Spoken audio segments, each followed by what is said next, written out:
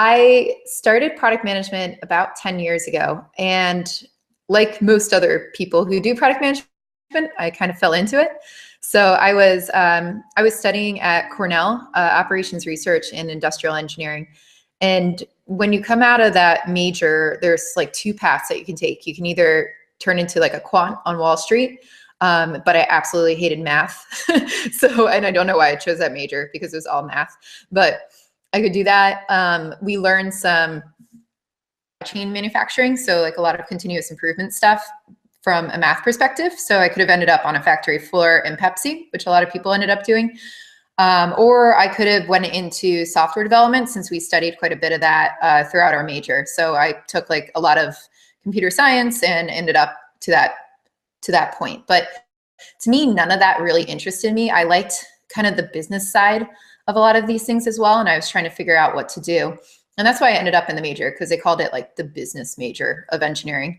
And I was studying chemical engineering, really did not like that one either, but that's how I got there. So from there too, at the same time, a lot of my passion laid in design. So I had been doing Photoshop since I was in high school. I was entering like these super nerdy competitions called the Technology Students Association, where I was competing in like design around the country.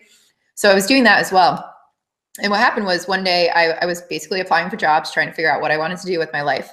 I had been doing some work with Kodak while I was in school. So we had been part of their innovation center and kind of creating a new product for them when the iPhone had just started coming out. So we were kind of trying to figure out how do we keep Kodak competitive in that market. And we were basically ended up like designing a smartphone for them that they never implemented.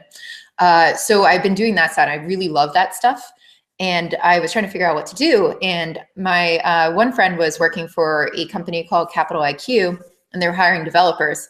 And I asked him, I said, I don't want to be a developer, but I do want to do something in software. And he said, okay, just talk to our hiring manager.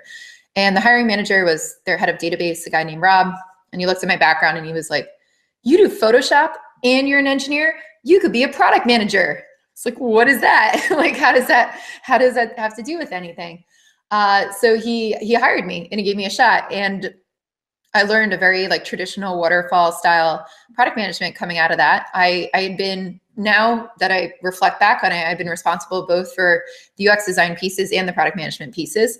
And that's how I ended up in there. Along the way, I left Capital IQ eventually, and I went to work for a bank as a software developer because all my friends were making money in software development. And I was like, oh, I want to do that. And nobody knew what a product manager did. Like if I said product management to people, their eyes glazed over. They didn't know what that meant.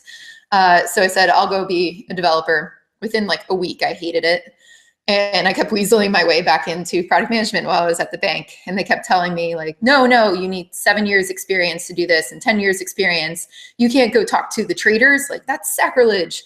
And I just kept pushing and pushing and pushing, and eventually they just let me do it. So I did a hybrid of development and product there. I eventually left and I went to work at a bunch of, I knew I wanted to do product full-time at that point. So I left and I went to work at a couple companies, over the next couple of years in New York. So one of them was OpenSky and another one was called Conductor. And I went to be a product manager or UX designer too in the capacities there.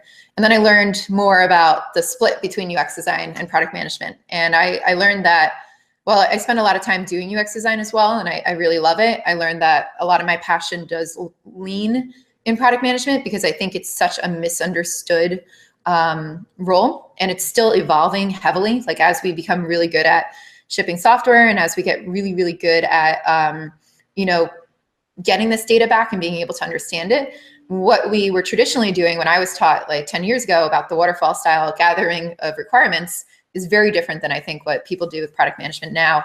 And to me, my passion is more about that side of it and trying to make sense of it and get people to understand why it's such a critical role for businesses.